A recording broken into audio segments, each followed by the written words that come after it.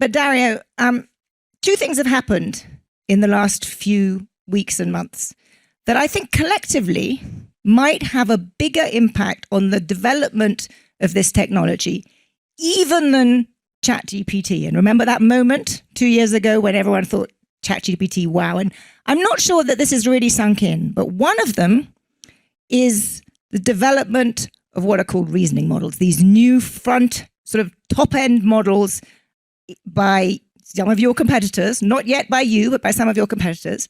And the other is kind of seemingly from nowhere, the development of really good, cheap models from China. DeepSeek, if you haven't heard of it, is an incredibly powerful model that has kind of come from nowhere.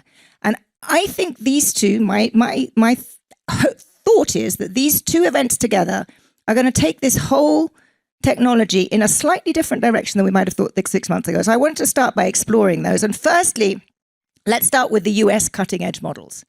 How big a deal is it that we now have these reasoning models which learn by thinking? They're kind of like what you tell your kids, spend a little time on it and you'll get a better answer.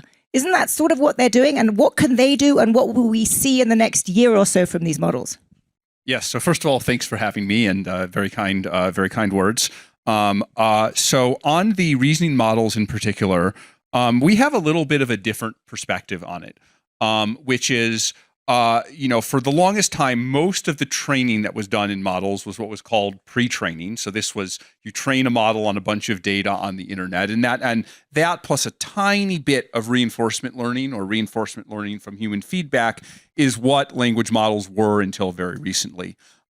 There was another paradigm, if we think back to AlphaGo in 2016, done by DeepMind. I believe Demis Hassabis is here as well, was one of the pioneers in that area.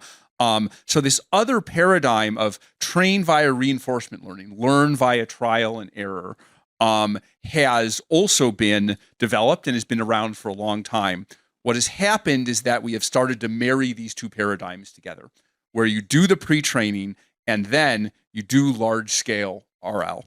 And our perspective is that there aren't separate reasoning models and normal models. That's an artifact of the early RL-heavy models being trained on a narrow set of tasks. What is going to happen is that first we pre-train the model and it learns about the world in general. And then we do large-scale reinforcement learning where the model does very large-scale tasks.